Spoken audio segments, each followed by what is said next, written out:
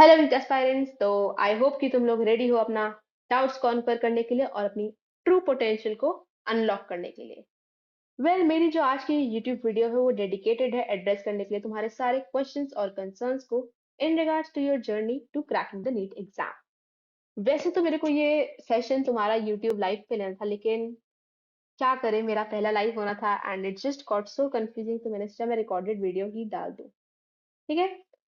And this is a really really incredible session. ठीक है, मैंने तुम्हारे जितने डाउट्स हो सकते सब कवर अप करने की कोशिश की है। अब देखो, नीट के लिए प्रिपेयर करना थोड़ा चैलेंजिंग टास्क हो सकता है, लेकिन इम्पॉसिबल नहीं है अगर हमें सब कुछ सही पता होगी कैसे कहाँ से क्या करना है। तो डरने की जरूरत नहीं है, मैं यहाँ हूँ तुम्हारे सारे क्वेश्चंस का आंसर देने के लिए। अब देखो, नीट के लिए सबसे पहली चीज अपने को जो चाहिए ना, वो यहाँ पे मैं मेंशन कर दे रही हूँ, वो है कंसिस्टेंसी। थोड़ा थोड़ा करो लेकिन रोज करो, बहुत ज्यादा फायदा देगा। ठीक है। मेन चीज है तुम्हारे नीट के लिए कंसिस्टेंसी। अब ज्यादा फालतू बातें नहीं करते और तुरंत हम लोग देखते हैं कि तुम्हारे क्या क्वेश्चंस थे। तो अब यार तुम्हारा पहला डाउट आता है कि दीदी स्टडी शेड्यूल कैसे बनाए, कैसे टाइम एलोकेट करें, क्या कैसे पढ़े, कब पढ़े। तो देखो, अब जितना अवेलेबल टाइम हो, अवेलेबल टाइम, की पॉइंट यहाँ पे अवेलेबल टाइम है। बी वेरी ऑनेस्ट, हवा में फेंकने की जरूरत एकदम नहीं है। जितना अवेलेबल टाइम है उसी को डिवाइड करना। अब अगर 24 घंटे से में से तुमने ऑलरेडी कहीं अपने 12 घंटे कहीं फिक्स मान लिए और तुम तब भी चाहते हो कि तुम इसमें से 16 घंटे पढ़ लो, यार पॉसिबल है क्या? नहीं ना। दिन के 24 घंटे ही हैं, तो उसमें ऑनेस्टी के साथ जियो और अवेलेबल टाइम को ही एनालाइज करना है। ओके। तो सबसे पहले ये जो तुम्हारा अवेलेबल टाइम है ना, इसको डिवाइड कर देना। डिवाइड किस में करोगे? अपने सब्जेक्ट्स के अकॉर्डिंग। सब्जेक्ट्स में अब तुम इनको डिवाइड करो स्ट्रेंथ एंड वीकनेस के अकॉर्डिंग। स्ट्रेंथ एंड वीकनेस क्या हुआ, पहले एनालाइज करो कि तुमसे क्या इजीली होता है क्या नहीं होता है। तो जो स्ट्रेंथ्स है यानी कि जो तुम्हारे लिए इजी टॉपिक्स हैं, उनको थोड़ा कम टाइम दो, पर टाइम देना जरूर है। और जो वीक टॉपिक्स हैं उनको ज्यादा टाइम देना है। ठीक है। क्योंकि अगर तुम वीक टॉपिक्स को ज्यादा टाइम दोगे ना, तो फिर तुम उनके एकदम इन डेप्थ पढ़ सकते हो। अब टारगेट, ऐसे ही देखो यार, कुछ ना कुछ तो एम होना चाहिए ना, तभी तो उसकी तरफ चलोगे। ऐसी थोड़ी कहीं भी चले जा रहे हो, कहीं भी कुछ भी कर रहे हो, नहीं। एक टारगेट होना चाहिए। अब मर्जी तुम्हारी है, तुम चाहो तो तुम डेली टारगेट बना लो, तुम चाहो तो मंथली टारगेट बना लो, या वीकली टारगेट बना लो। तुम्हें जो बेस्ट लगता हो ये तुम्हारे अकॉर्डिंग्स में हो सकता है, डेली या मंथली या वीकली। ठीक है। मेरे अकॉर्डिंग वीकली बेस्ट होता है, क्योंकि वीकली में क्या है ना, तुम्हें ज्यादा बाउंडेशन नहीं। जैसे डेली में इट्स लाइक, हो सकता है किसी दिन तुमने पहले सुबह सोचा हो कि मैं इतना रात तक कर लूंगा, कर लूंगी, या फिर तुम्हें बाद में काम आ गया, तो उस चक्कर में तुम नहीं कर पाओगे डेली टारगेट। और ऐसे अगर तुमने पता है एक बार छोड़ दो ना, एक मान लो एक दिन तुमने डेली टारगेट नहीं किया, तुम्हें लगता है अरे यार आज का दिन तो चला ही गया बिना टारगेट के, बाद में क्यों करूं, ये तुम्हारे अंदर थॉट आ जाता है। ठीक है। तो इसलिए बेस्ट रहेगा वीकली टारगेट क्लियर करना, क्योंकि ये थोड़ा अचीवेबल लगता है। वीकली में अगर तुमने हिसाब लगा लिया कि मेरे को ये चैप्टर करना है, तो दिन में जितना टाइम मिल रहा है उसके अकॉर्डिंग पे करते जाओ। मंथली इज लाइक, मंथली तो बहुत बड़ा टाइम हो गया ना, फिर तुम आलसी हो जाओगे उसमें। यूल बी लाइक अरे मंथली टारगेट ही तो है, कल कर लेंगे कल कर लेंगे, पूरा महीना बीत जाएगा, तुम्हारा टारगेट नहीं होगा। तो मेरे अकॉर्डिंग बेस्ट रहता है वीकली टारगेट बनाना। बाकी मर्जी तुम्हारी है। अब देखो, प्रायोरिटी देना तो हर जगह जरूरी होता है ना। तो अब नीट के सिलेबस को तुम समझो और आइडेंटिफाई करो कि कौन से टॉपिक ज्यादा इंपॉर्टेंट है। अब अगर नीट नी- दे रहे हो तो उसका सिलेबस तो पता ही होना चाहिए ना, ऐसे थोड़ी हवा में तीन मारोगे। सिलेबस पता होना चाहिए। तो नीट का सिलेबस सबको पहले से पता होना चाहिए, और पीवाईक्यूज कभी कभी पेपर एनालाइज कर लिया करो। या फिर जो ड्रॉपर्स होंगे उन्होंने तो देखा ही होगा ना, तुमने पिछला पेपर भी दिया है, उसमें देखो कहाँ से ज्यादा क्वेश्चंस आ रहे हैं, किस टाइप के क्वेश्चंस बन रहे हैं। इसका एक बार एक आइडिया ले लेना चाहिए। और प्रायोरिटाइज करो उन टॉपिक्स को जिनकी ज्यादा वेटेज है। अब इन वेटेज वाले टॉपिक्स का करना क्या है तुमको, इनको इन डेप्थ में कवर करो, एकदम डीपली जा करके, ताकि इनमें से कोई भी क्वेश्चन आ जाए तो तुम कर लो। बट इसका मतलब मेरा ये भी नहीं है कि तुमने मोर वोल्टेज वाले कर लिए तो बाकी सब टॉपिक तुम छोड़ दोगे, ऐसा कुछ नहीं होता। नीट में कभी भी कुछ भी आ सकता है। तो हो सकता है जो तुम्हारा 2023 में उतना वेटेज का नहीं था, वो 2024 में आ जाए, है ना। Be prepared for anything and everything. But point ये रहेगा, जो तुम्हें अगर दिख रहा है पीवाईक्यू एनालिसिस में, मान के चलो पीवाईक्यू एनालिसिस किया 2020 में, 23 में, 2017 में, 2018 में, बाई चांस एग्जाम्पल दे रही हूँ, इन 4 साल तुम्हें एक टॉपिक से क्वेश्चन दिख ही रहा है, ठीक है। तो अब तो ये लॉजिकल बात है कि वो टॉपिक उनको इम्पोर्टेंट लगता ही है, तो वो तो तुम्हें इन डेप्थ करना ही चाहिए। अब रिवीजन टाइम देखो, अगर तुमने ये प्रायोरिटी वाली अप्रोच अप्लाई की ना, तो तुम्हारे पास रिवीजन के लिए बहुत ज्यादा एम्पल टाइम प्रेजेंट होगा। और अब इस रिवीजन टाइम में भी क्या करना है तुम्हें, रिवीजन टाइम में कभी भी नोट्स मत पलटा करो, ठीक है। मेरा तुम्हें यही सलाह रहेगा कि हमेशा नोट्स के नाम पे शॉर्ट नोट्स बनाओ, शॉर्ट नोट्स। नीट के एग्जाम में तुम बड़े बड़े पन्ने क्या पढ़ोगे यार, शॉर्ट नोट्स का आइडिया रहेगा तो एग्जाम के दिन भी तुम उन पन्नों को पलट के तुरंत एक बार रिकैप कर सकते हो, राइट।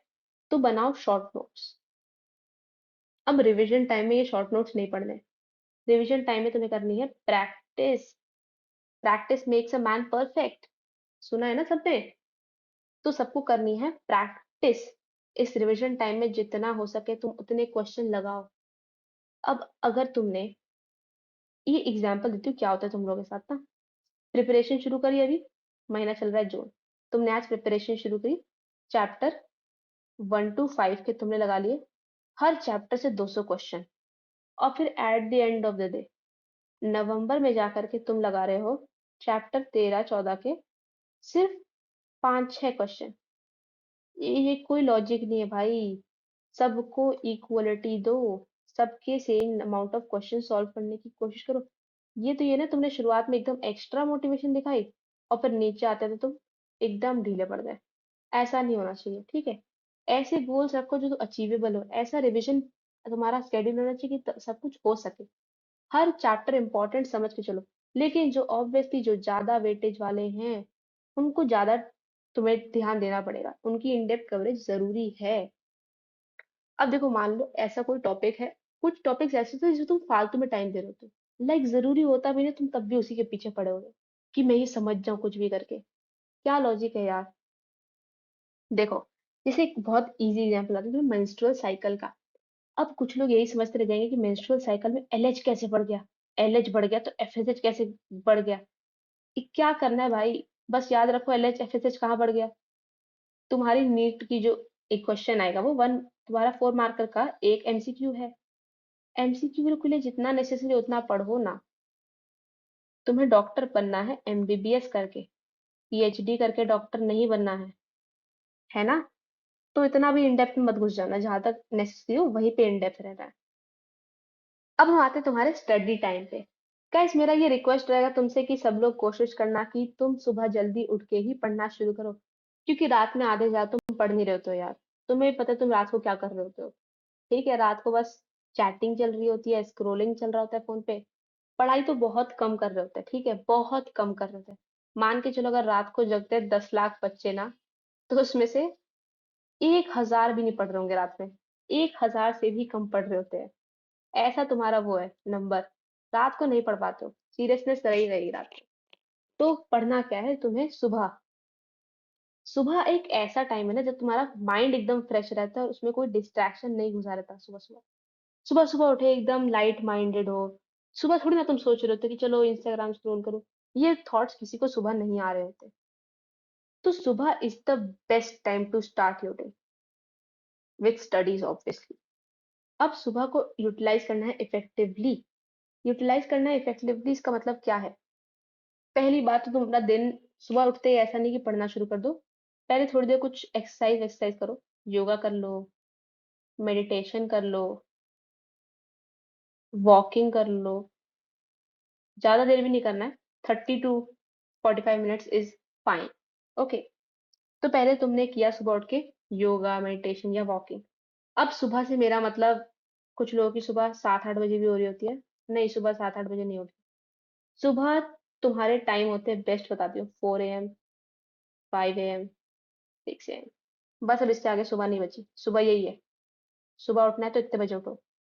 सुबह उठने का एक फायदा ये भी होता है ना कि सुबह इतनी शांति होती है, तो तुम बिना एकदम किसी डिस्ट्रैक्शन के पढ़ पाओगे। वरना दोपहर में देखो कहीं कुछ कंस्ट्रक्शन चल रहा है, रात में लोगों के घर पे गाना बज रहा होता है, कुछ ना कुछ जरूर होता है दूसरे टाइम्स पे। लेकिन सुबह के टाइम पे कोई ये हरकतें नहीं कर रहा होता, क्योंकि सुबह से सीरियस लोग उठे होते हैं। रात के 2 बजे देखना कितने सारे लोग सड़क पे घूमते दिखाई देंगे। सुबह 4 बजे देखना कोई नहीं दिखता। बहुत रेयर लोग जगते हैं सुबह 4 बजे। तो best time to wake up 4 AM। मैं दूसरों की तरह ऐसा एकदम भी नहीं कहूंगी कि सुबह मत उठो, सुबह अपने अकॉर्डिंग उठो। नहीं यार, सुबह बेस्ट टाइम है उठने का, तुम सुबह उठो। ठीक है, भले ही रात को तुम सोने 10 बजे चले जाना, पर सुबह उठने की कोशिश जरूर करो। अब सुबह उठोगे कैसे? अलार्म से उठो। ज्यादा सवाल मत पूछो इस पे। अलार्म से उठना है सुबह। अलार्म लगाओ, सुबह उठ जाओ। और बाकी लोगों को डिस्टर्ब मत करना, लेकिन पता चले खुद तो उठे, पूरे घर को उठा के उठे। ऐसी हरकतें नहीं करते। अब हम आते हैं तुम्हारे पॉइंट ऑफ डिस्ट्रैक्शन पे। डिस्ट्रैक्शन किन किन चीजों से होता है? सबसे बड़ा डिस्ट्रैक्शन बताओ धरती का क्या है? Social media. सबसे बड़ा डिस्ट्रैक्शन है ये। सोशल मीडिया में भी क्या, पर्टिकुलरली इंस्टाग्राम वगैरह ज्यादा होता है। Not trying to aim anyone, but Instagram पे लिटरली तुम लोग बस स्क्रॉल कर रहे होते हो यार। दूसरे की लाइफ देख रहे होते हो। कुछ लॉजिक नहीं है यार। क्या हो जाएगा दूसरे को देख के? क्या कर लोगे तुम? खुद को देखो, खुद कहाँ हो? क्या तुम वहां हो जहां तुम पहुंचना चाहते थे? नहीं ना। तो बस दूसरे को देखने का काम छोड़ दो अभी के लिए। मोहल्ले की आंटी बनने का कोई लॉजिक नहीं है कि सबके घर में क्या चल रहा है सब खबर होनी चाहिए। डिस्ट्रैक्शंस मिनिमाइज करो। आइडेंटिफाई करो कि तुम्हें ऐसे कौन से फैक्टर्स है जो तुम्हें पढ़ने के वक्त डिस्ट्रैक्ट कर रहे होते हैं। जैसे सोशल मीडिया हो गया, तो सोशल मीडिया किस पे चला रहे हो? फोन पे। तो एक रूल रखो। जब स्टडी टाइम है, मान के चलो तुमने, मैं लॉजिक बता रही हूँ, मान के चलो तुम मेरे कहने पे 4 बजे सुबह उठ गए। 4 बजे तुम उठे तो 5 बजे कम से कम पढ़ने बैठ गए ना। 5 AM तुम पढ़ने बैठ गए, तो 5 से पढ़ लो 6:30 तक। ठीक है, 5 से 6:30 तुम पढ़े। अब इस 5 से 6:30 के टाइम पे तुम्हारा फोन तुमसे धरती पे सबसे दूर होना चाहिए।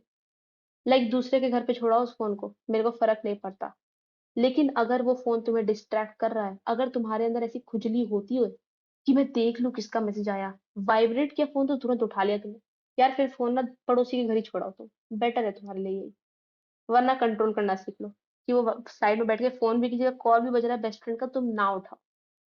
इस वक्त तुम्हारे लिए सबसे इंपॉर्टेंट तुम्हारा फ्यूचर है।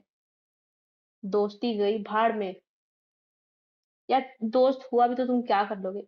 मान लो तुम्हारा अगले साल तक वो दोस्त रहता है, लेकिन तुम्हारे पास अगले साल वो नीट की सीट नहीं रहती, तुम्हें वो MBBS कॉलेज नहीं मिल रहा था जो तुम्हें चाहिए। कोई लॉजिक है? क्या करोगे उस दोस्त का? कुछ भी नहीं करोगे।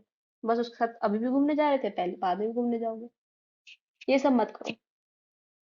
अब सोशल मीडिया के अलावा ना, एक डिस्ट्रैक्शन होता है नॉइजी इन्वायरमेंट। अर्थात शोर शराबे वाली जगह में जाके बैठ गए। मत करना ऐसा। Try to find a peaceful corner in your house. Okay, घर में कोई ना कोई पीसफुल कॉर्नर तो होगा ही। ऐसा नहीं है कि डाइनिंग टेबल पे बैठ जाते हो तुम पढ़ने। डाइनिंग टेबल बैठ के पढ़ने क्या करोगे? कोई इधर से जा रहा है, कोई इधर से जा रहा है। नहीं होता ऐसा। ऐसी कोई जगह ढूंढ लो जो पीसफुल हो। अगर नहीं है तो तुम अपने कान में ना ईयरफोन लगा के बैठ जाओ। ईयरफोन में गाने नहीं बजाने, लेकिन बस शांति रखनी है, ताकि नॉइज कैंसिलेशन का काम हो। क्योंकि या तो तुम दूसरे की आवाज सुन सकते हो या तो पढ़ सकते हो। तो या तो पीसफुल कॉर्नर क्रिएट कर लो। अब घर वालों को बोलो क्लियरली कि तुम्हें पढ़नी है नीट की पढ़ाई। तो थोड़ी देर जब जब पढ़ना है तुम्हें, तब वो शांत हो जाए। यार मान जाएंगे तुम्हारे घर वाले भी, वो थोड़ी बोलेंगे नहीं मानना हमें, नहीं तुम पढ़ो हम बोलेंगे ही बोलेंगे। ऐसा नहीं होता। तो जो तुम्हारा ये स्टडी स्केड्यूल होगा ना, इसको तुम डिस्कस कर लो अपने फ्रेंड से और फैमिली से। उनको बता दो, फ्रेंड्स एंड फैमिलीज को, कि ये मेरा पढ़ने का टाइम है। ओके, भले ही ड्रॉपर क्यों ना हो यार, ड्रॉपर हो ठीक है, मेरे को पता है थोड़ा सा फैमिली में वो रहेगा ना तुम्हारा कि यार ड्रॉपर ही तो है, क्या कर रहा है। यार तो बोल दो उनको ड्रॉपर को भी पढ़ना पड़ता है। ठीक है, और ड्रॉपर पे तो ज्यादा प्रेशर होता है पढ़ने का। तो थोड़ा सा कम्युनिकेशन करके ट्राई करो लोगों को समझाना कि तुम्हें स्टडी के टाइम पे एकदम भी डिस्ट्रैक्ट ना करे। बॉयफ्रेंड गर्लफ्रेंड खेलना छोड़ दो इस वक्त। आई नो कुछ लोगों के बहुत सपोर्टिव होते हैं, लेकिन जनरली नहीं होते यार, नहीं होते। ठीक है, इस वक्त डिस्ट्रैक्शन मत करो। जाके अपने लिए बॉयफ्रेंड या गर्लफ्रेंड एम्स में ढूंढ लेना। आई वोंट माइंड, बट अभी के लिए ये सब नहीं करना। ठीक है, क्योंकि दिन में तुम्हारे पास वही 24 घंटे हैं। एकदम लॉजिकल बात करती हूँ तुमसे, तुम्हारे पास 24 घंटे हैं।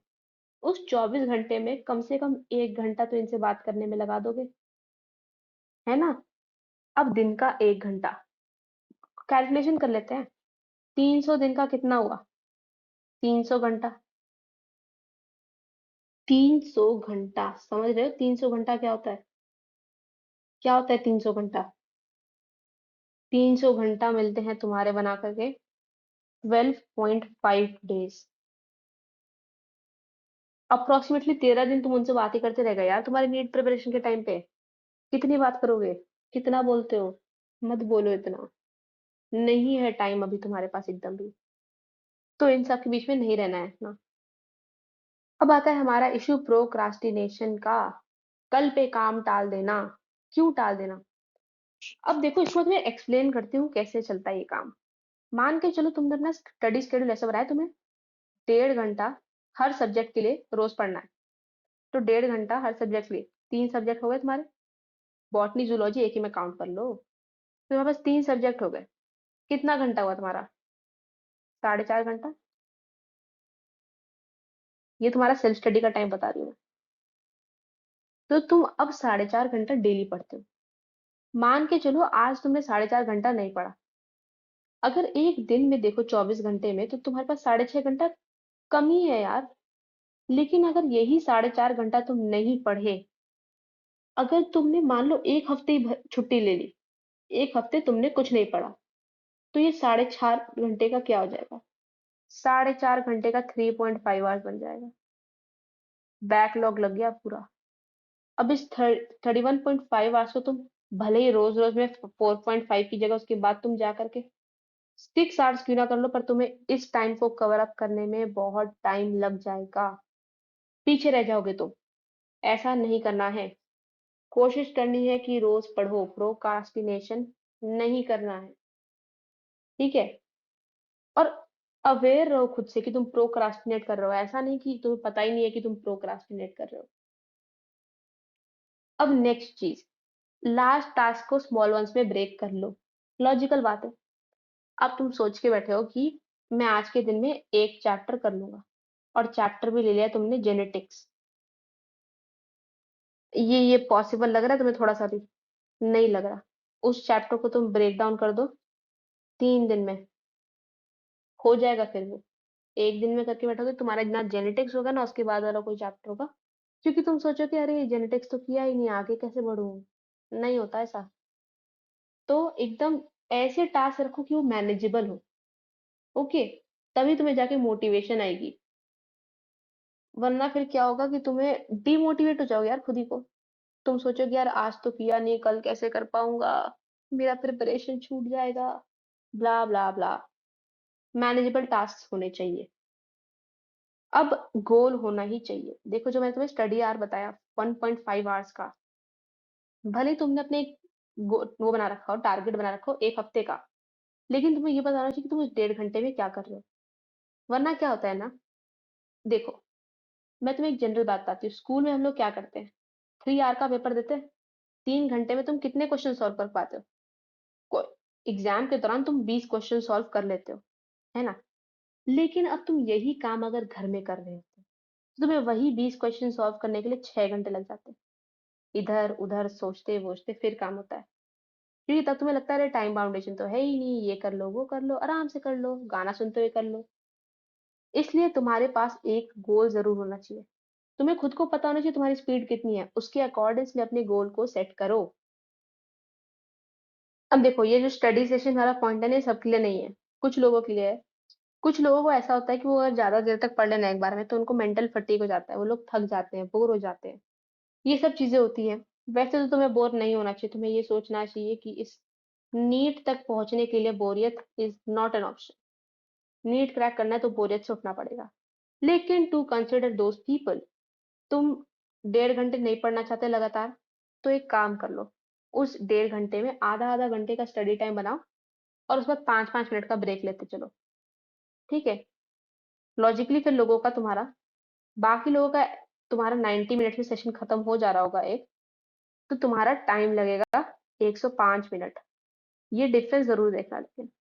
But if you want to break it, तुम ब्रेक कर सकते हो, अगर तुम्हें थकान होने लग रही है तो। अब एक आता है प्रोमोडोरो टेक्निक।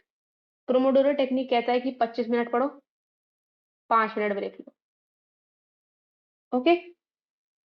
और उसके बाद अगर तुमने ऐसी 4 साइकिल कर ली, 25-25 मिनट तुम 4 बार पढ़ लिए, फिर तुम 15-30 मिनट का ब्रेक लो। इतना ब्रेक मत लो। मेरा तो तुम्हारे को सजेशन यही रहेगा। Time is very important and very crucial. ऐसे वेस्ट नहीं करना। अब अगर तुम ब्रेक लेते हो, यार जो 90 मिनट का एक सेशन बना रहा है ना, दो सब्जेक्ट्स में जाने से पहले, मतलब तुमने पहले बायो खत्म कर ली, फिर तुम अब केमिस्ट्री में जा रहे हो, तो इससे पहले खुद को 5 मिनट दो, 5 मिनट 10 मिनट दो। इसमें रिलैक्स करो, टीवी वीवी नहीं देखना है, ठीक है? स्ट्रेचिंग कर लो, ब्रीदिंग एक्सरसाइज करो, ब्रेन तक एक्स्ट्रा ऑक्सीजन पहुंचाओ ऐसे, या फिर वॉकिंग करो। टीवी नहीं देखना, टीवी नहीं देखना, बिल्कुल भी नहीं देखना, बिल्कुल भी नहीं देखना। टीवी में ऐसा क्या है यार, कुछ भी नहीं है इंटरेस्टिंग। अब अगर तुम्हें मूवी देखनी है, तो जो मूवी तुम आज देख रहे हो, तुम अगले साल भी तो देख सकते हो, है ना? जो गाना तुम आज सुन रहे हो, अगले साल भी तो सुन सकते हो। पर ये जो तुम्हारा प्रिपरेशन का टाइम है, ये फिर से नहीं आएगा। फिर अगर अगले साल आएगा तो तुम ड्रॉप लगा चुके होगे एक और। तो अभी जो टाइम है वो अगले साल नहीं आने वाला पढ़ाई के लिए। बाकी सब मूवी वूवी, तुम्हें लिंक मैं दे दूंगी यार, तुम नेटफ्लिक्स का सब्सक्रिप्शन मेरे से खरीदवा लेना, पर अगले साल करना, इस साल मत करो। लाइफस्टाइल चेंजेस, हेल्दी लाइफस्टाइल बना के रखनी होती है। But does healthy lifestyle mean 7 to 8 hours of sleep? Logical बात, हमने टाइम कितना दे रखा है? 300 दिन का, राइट? अब तुम मान लो तुम सोए 7 घंटा, 7 घंटा सोए तुम 300 दिन, कितना बनेगा? ये तुम्हें कोई कैलकुलेशन करके दिखाता नहीं, जो बस लोग कहते हैं 7 से 8 घंटा सोना चाहिए। पागल है भाई वो लोग, सच में बता रही हूँ, पागल है। 7 घंटा अगर तुम 300 दिन सोए, तो तुम सोए 2100 घंटे। और बाई चांस मान लो तुम 8 घंटे सो गए, एक कदम और आगे हो तुम। 8 घंटे अगर तुम सोते हो 300 दिन, तो तुम्हारा हो गया 2400 आवर्स। अब एक दिन में 24 घंटे होते हैं, उसके अकॉर्डिंग में तुम इसको डिवाइड करके बना लो, तो तुम्हें यहाँ पे मिलेगा। अगर तुम 7 घंटे सोते हो तो 87.5 डेज। और अगर तुम 8 घंटे सो रहे हो, 8 घंटे सोने वालों के लिए बचा है 100 दिन। यार अब तुम खुद ही देख लो, 300 दिन बचे प्रिपरेशन को।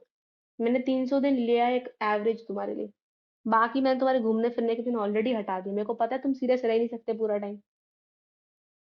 तो अब इन 300 दिन में तुम सो गए 100 दिन। लाइक लिटरली कुंभकर्ण हो क्या भाई तुम? कुंभकर्ण सोएगा आधा टाइम? जो तुम कुंभकर्ण पे हंसते हो, आधा टाइम सोता है आधा टाइम खाता है, खुद के लिए देख रहे हो क्या लॉजिक बना रहे हैं लोग तुम्हारे लिए? 100 दिन तुम सो सकते हो 300 दिन में से? लाइक वो मैथमेटिक्स करके बताना ही नहीं चाहते। मैं थोड़ी तुम्हारी भी हेल्प कर सकती हूँ। इसको हम टाइम लेके चल रहे 300 दिन का, ठीक है? 300 डेज। मैंने माना है कि 300 डेज बचे नीट को, उससे थोड़े ज्यादा ही होंगे, पर तुम्हारे लिए 300 दिन मान लिया। और फिर तुम सो गए 8 घंटा रोज, तो बचा तुम्हारे पास 200 दिन। अब इन 200 दिन में तुम और क्या करोगे? खाना पीना करोगे। रोज मान लो अगर तुम खाने पीने को 1 घंटा देते हो, राइट? 1 घंटा दिया तो तुम्हारा 300 दिन का वो हो गया 300 घंटा।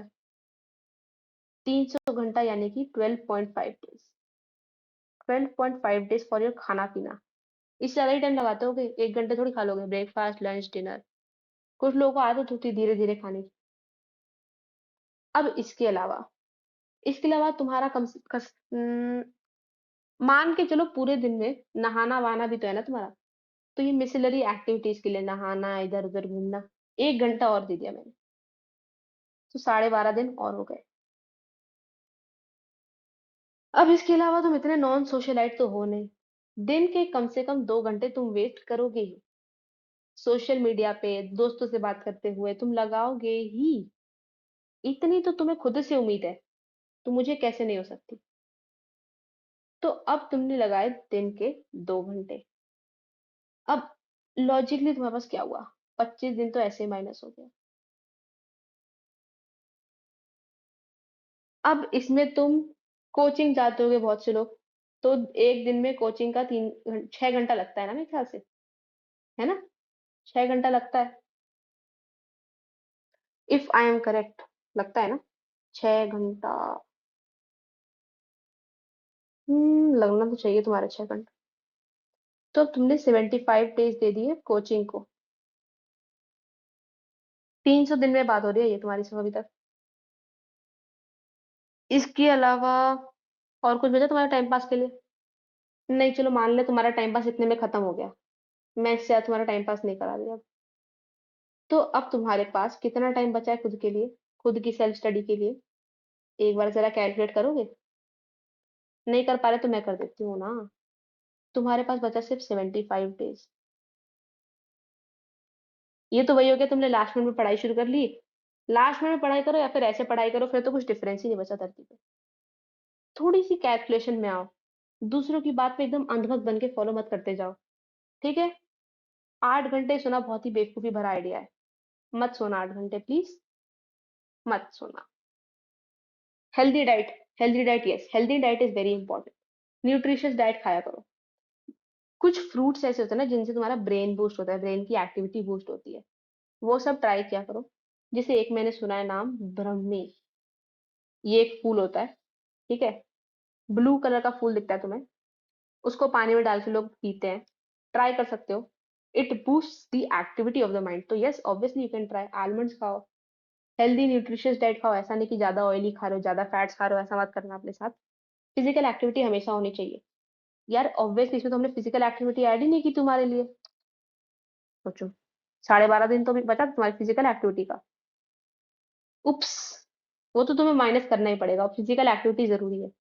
जब तक तुम्हारा माइंड एक्टिव रहना चाहिए ना, तो उसके लिए तुम्हारी बॉडी को एक्टिव होना जरूरी है, तो फिजिकल एक्टिविटी करनी जरूरी है। रिलैक्सेशन टेक्निक आनी चाहिए तुम्हें। रिलैक्सेशन टेक्निक में क्या आता है?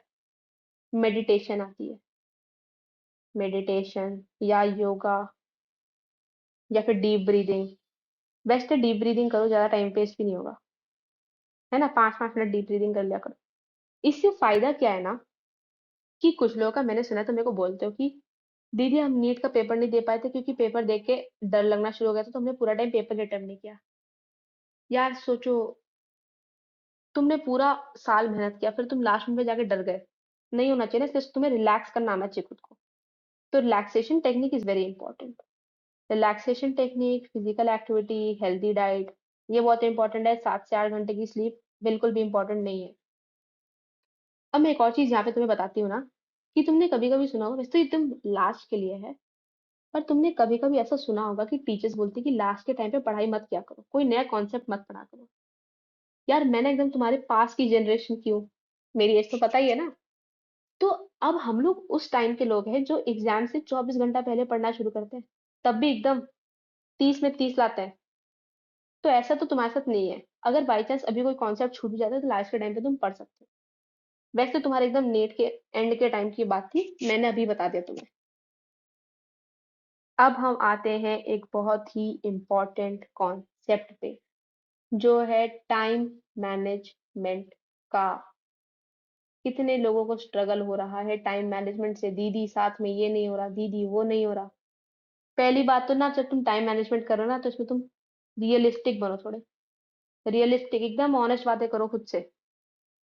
अब तो पहले तुम अवेलेबल टाइम एसेस करोगे अपना, कितना तुम्हारे पास एक्चुअली अवेलेबल टाइम है। आफ्टर मिनिमाइजिंग स्कूल कॉलेज या फिर कुछ और तुम कर रहे हो, तो उसको मिनिमाइज करके तुम अपना टाइम निकालो। जैसे अब हम तुम्हारे लिए एक शेड्यूल लेके चलते हैं किसी स्कूल गोइंग इंसान का। तो 24 घंटे में से 6 घंटे तो स्कूल का होता ही है, पर साथ ही साथ तुम मान के चलो 1 घंटा तुम्हें ट्रैवलिंग दे दिया, तो 7 घंटे तुम पहले ही माइनस कर लो उसमें से। कितना बचा तुम्हारे पास टाइम? 17 आवर्स बचे। अब 17 आवर्स में कम से कम तुम, मेरे अकॉर्डिंग 5 से 6 घंटे का सोना ठीक है, तो 6 घंटा माइनस कर लो फिर से। अब बचा तुम्हारे पास 11 आवर्स। 11 आवर्स में तुम चाहोगे कोचिंग भी जाओगे यार। तो कोचिंग का अगर तुम डेली जाते हो, तो डेली कोचिंग का आई गेस 4 घंटा ले लेते हैं, इतना ज्यादा भी नहीं पढ़ाते वो लोग। तो 4 घंटा माइनस कर दो, कितना बचा तुम्हारे पास? 7 घंटा। लाइफ स्ट्रगल है आई नो, बट अब ये 60 घंटे में तुम क्या करोगे? 7 घंटे में पहले तुम्हें होमवर्क भी करना होगा। होमवर्क के लिए 1 आवर माइनस कर लो इसमें से अब, और 6 घंटा बचा तुम्हारे पास। 6 घंटे में खाना भी खाना है, टाइम ही नहीं बचता भाई। 6 घंटे में खाना वाना, तुम्हें जल्दी तो करना ही पड़ेगा अब। एक और घंटा माइनस कर लिया तुम्हारे खाने वाने के लिए। बचा कितना टाइम तुम्हारे पास? 5 घंटा।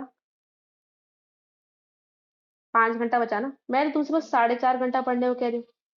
मैंने तुम्हें सेल्फ स्टडी का टाइम कितना दिया था? 4.5 घंटा। ये तो बचा ना, आधा घंटा तुम्हें और फ्री मिल गया, उसमें तुम्हें जो करना है तुम करो। पर 4.5 घंटा मिला पढ़ने का, सेल्फ स्टडी का। और अब तुम देखो, जो तुम्हें मैंने 7 घंटे दिए स्कूल के नाम पे, यार तुम्हें 7 घंटा स्कूल का नहीं लगता? स्कूल का टाइम 6 घंटे का होता है मोस्टली, 1 घंटा ट्रैवलिंग में लग रहा होता है। तो ट्रैवलिंग के टाइम पे भी पढ़ो यार। ट्रैवलिंग के टाइम पे क्यों नहीं पढ़ सकते हो? पढ़ो, बिल्कुल पढ़ो। बस में घूम जाते जाते पढ़ो, जैसे भी जा रहे हो पढ़ो। ठीक है, ये तुम्हारे लिए टाइम मैनेजमेंट, बाकी तो तुमने अकॉर्डिंग खुद डिवाइड कर लो कि तुम कैसे अपना पूरा टाइम टेबल बनाना चाहते हो। पर 4.5 घंटा बच रहा है, मैंने तुम्हें खुद दिखा दिया करके। रियलिस्टिक होना है एकदम, देखो रियलिस्टिक, सब कुछ कंसिडर किया मैंने तुम्हारे लिए। टाइम डिवाइड कर दो, सब्जेक्ट्स एलोकेट कर दो। जब 4.5 घंटे बचा तो 1.5 1.5 घंटा पर सब्जेक्ट सेल्फ स्टडी का मिल गया है यार। सोचो, बेस्ट है ये। रूटीन होना चाहिए यार, एक गार्ड की लाइफ तक में रूटीन होता है, तुम्हारे में क्यों नहीं हो सकता? कभी भी सो रहे हो, कभी भी उठ रहे हो, कभी भी कुछ भी चल रहा है लाइफ में, ऐसा नहीं होता। एकदम रूटीन फॉलो करनी है सबको। ठीक है, अब देखो, कुछ लोगों को तुम्हें करना चाहिए क्या, लर्निंग स्टाइल होती है कुछ लोगों की डिफरेंट। कुछ लोगों को डायग्राम बना के अच्छे समझ आ रहा होता है, समझने की कोशिश कर सकते हो, बिल्कुल डायग्राम्स बना के सीखो। शॉर्ट नोट्स, यार शॉर्ट नोट्स ना नीट की जर्नी में सबसे इंपॉर्टेंट है। Do not ever make long notes, किसी काम की नहीं है भाई तुम्हारे long notes. Short notes, crisp notes, best notes. Flash cards बना लो, ये तुम्हारे लिए ऑप्शनल है, तुम्हारी मर्जी, तुम्हें बनाना हो तो बनाना। चार्ट्स, चार्ट्स बना के रख सकते हो अपने घर पे, ऐसी लोकेशन पे कि तुम्हें हमेशा दिखता रहे।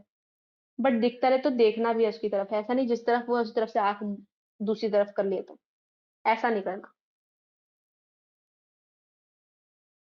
अब कुछ लोग करते हैं पार्शियल ड्रॉप।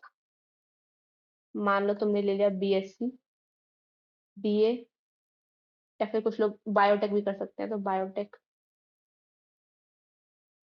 गाइस पहली बात ये, अपना गोल मत भूलना। ऐसा नहीं वहीं जाके वहीं एडजस्ट हो गए। याद रखो तुम किस लिए आए हो। NEET, this is your main goal. हर रोज पढ़ो नीट के लिए, कुछ कुछ जरूर पढ़ना है रोज। जैसे मैंने स्कूल वालों के लिए टाइम निकाल दिया 4.5 घंटा, तुम्हारे लिए पास 4.5 घंटा नहीं बन रहा क्या? कैसे नहीं बन रहा? कॉलेज में तो, अगर गवर्नमेंट कॉलेज, तुम्हारे पास और ज्यादा होगा। अटेंडेंस का तो ऐसा कुछ होगा ही नहीं वहां पे। एंड ये तुम ऑनेस्टी के साथ मैं बता रही हूँ, रेडी टू बी, ऐसा टाइम देखना कि जब तुम पढ़ नहीं पाओगे। अब अगर मान लो तुम्हारे एंड सेम आ गए, कॉलेज का सेमेस्टर एग्जाम आ गया, तो कैसे पढ़ोगे यार? नहीं पढ़ पाओगे नीट के लिए। बट तब ट्राई करना कि तुम दिन का एक कॉन्सेप्ट तो कर लो, या फिर जो तुमने पहले पढ़ा है तुम उसके क्वेश्चंस कर लो। ओके। एंड कुछ लोगों के लिए ऐसे देखो, ड्रॉप, अब ड्रॉप पे ड्रॉप लग रही है तुम्हारी। यार ड्रॉप का पहले तो रीजन समझो। ड्रॉप का रीजन क्या आया? तुमने पढ़ा ही नहीं था पिछले एग्जाम में, पिछला नीट जो हुआ, तुम पढ़े थे नहीं पढ़े थे? अगर नहीं पढ़े थे तब नंबर नहीं आए तो बिल्कुल एग्जाम दो, लेकिन इस बार पढ़ के दो। ऐसा नहीं जो पिछली बार किया वो इस टाइम भी करो, पढ़ के देना है इस बारी। और जो बिना पढ़ के गए थे तब भी ड्रॉप लग गया है, तो यार एक बारी कोई दूसरा स्ट्रीम कंसिडर जरूर करना। ओके, ऐसा नहीं है जिसको लगता है कि उसको नीट करना ही करना है तो लाइफ बन गई नीट, नहीं यार। बहुत सारे डिफरेंट डिफरेंट वो भी होते हैं अपॉर्चुनिटीज, वहां भी तुम चेक कर सकते हो। अब बोर्ड्स, जो ट्वेल्थ में पढ़ रहे हैं उनको बोर्ड्स का लगता है कि दीदी बोर्ड्स कैसे मैनेज करें साथ में। यार जो नीट में आ रहा है वो बोर्ड में भी तो आ रहा है, कॉन्सेप्ट पढ़ना है। ऐसा थोड़ी तुम नीट के लिए वन लाइनर पढ़ोगे, वन लाइनर पढ़ के तुम्हारा काम हो गया नीट का, नहीं यार, नीट में भी तुम्हें इन डेप्थ कॉन्सेप्ट चाहिए ही। लेकिन तुम इसके लिए ऐसा करो कि तुम 11th के टॉपिक पहले कर लो। ठीक है, जब तुम 12th में हो तो पहले 11th के टॉपिक निपटाते चलो, क्योंकि बाद में तुम अपने ज़्यादा 12th के टॉपिक्स पे फोकस कर रहे होगे क्योंकि बोर्ड्स आ गए होंगे। तो तब के टाइम पे ज़्यादा फोकस तुम्हारा 11th को दे पाना पॉसिबल नहीं होता। इसलिए तुम 11th पहले कर लेना इसमें, 11th की revision. Next we come to coaching. Coaching नहीं खेलना। खेल रहे हो तो तुम्हारी मर्ज़ी है, खेलते रहो, लेकिन 4.5 घंटा सेल्फ स्टडी। मैंने तुम्हें कैलकुलेशन करके दिखा दिया 4.5 घंटे सेल्फ स्टडी की। तो सेल्फ स्टडी 4.5 घंटा होनी ही चाहिए। टाइम अलॉट करो खुद को और यार ऑनेस्ट रहो। अब देखो, जब कोचिंग खेल रहे थे तो क्या होता है, मान लो तुम पढ़ रहे हो 11th 12th में, तो अब तुम्हारे पास 3 पाथवे आ जाते हैं। एक तुम्हारा होता है कोचिंग का सिलेबस, एक होता है तुम्हारा स्कूल का सिलेबस, और एक होता है तुम्हारा सेल्फ स्टडी का सिलेबस। एकदम ऑनेस्ट बता रही हूँ तुम्हें, तीनों अलग चल रहे होते हैं। अब कोचिंग में भी 2 सिलेबस आ जाते हैं। एक होता है उनका करंट सिलेबस और एक होता है उनका टेस्ट का सिलेबस। चल कुछ रहा होता है, टेस्ट किसी और चीज़ का हो रहा होता है, ये हर जगह होता है। तो अब तुम्हें अपने आप से ऑनेस्टी तो मेंटेन करनी ही पड़ेगी। सब पढ़ना ही पड़ेगा, इसके अलावा कोई ऑप्शन नहीं है तुम्हारे पास। एंड ऐसे कोई ऑप्शन नहीं होनी चाहिए यार। नीट में तुम्हारा मेन चीज क्या है, तुम्हें तुम्हारे दिमाग में सब कुछ याद रहे। तो अगर तुम एक बार में 3 चीजें याद नहीं कर पा रहे हो, तो क्या eight the end of the day तुम 24, मान लो 24 चैप्टर तुम याद कर लोगे क्या? तब क्या मैजिक होगा? नहीं होगा। ठीक है, तो अभी से तुम्हें यह आइडिया होना चाहिए।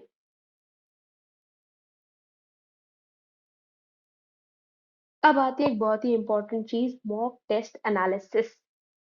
ठीक है, मॉक टेस्ट एनालिसिस कैसे करें, कैसे करोगे? अब जो सही हो गया वो तो सही हो गया, वो अलग है। अब 2 पॉइंट्स आते हैं तुम्हारे पास, क्वेश्चन तुमने अटेम्प्ट ही नहीं किया या क्वेश्चन का आंसर गलत हो गया। तो अब जो तुमने क्वेश्चन अटेम्प्ट नहीं किया, उसमें तुम फिगर आउट करो तुमने वो क्वेश्चन अटेम्प्ट क्यों नहीं किया। टाइम की कमी थी, लैक ऑफ टाइम, कंफ्यूजन हो गया था, आंसर ही नहीं आता था, समझ ही नहीं आ रहा था क्या करें, या फिर तुम्हें वो कॉन्सेप्ट ही नहीं पता था, आधा पढ़ के गए थे, इनकम्प्लीट स्टडी। या अब इसके अकॉर्डिंग तुम फिगर आउट करो तुमने अनअटेम्प्टेड क्वेश्चन थे कितने तुम्हारे। ठीक है, अब अगर लैक ऑफ टाइम है तुम्हारे पास, लैक ऑफ टाइम के केस में तुम क्या करोगे, अपनी स्पीड पे काम करोगे। ऑब्वियस सी बात है, कंफ्यूजन हो गई थी, कॉन्सेप्ट जोड़ो, कॉन्सेप्ट फिर से पढ़ो जा करके, फिर से पढ़ो, जितनी बार पढ़ना है पढ़ो। अब इनकम्प्लीट स्टडी का रीजन भी यही है, अपने आप को टाइम अलॉट करो, पढ़ाई करो, time allot, concept read. Okay, अब ये हो गया तुम्हारा क्वेश्चन नॉट अटेम्प्टेड का केस। अब जो गलत आंसर दे के आ गए हो तुम, गलत आंसर के रीजन क्या हो सकते थे? कैलकुलेशन मिस्टेक, फिजिक्स में केमिस्ट्री में कैलकुलेशन मिस्टेक हो सकती है, बायो में तो क्या करोगे, कंफ्यूजन,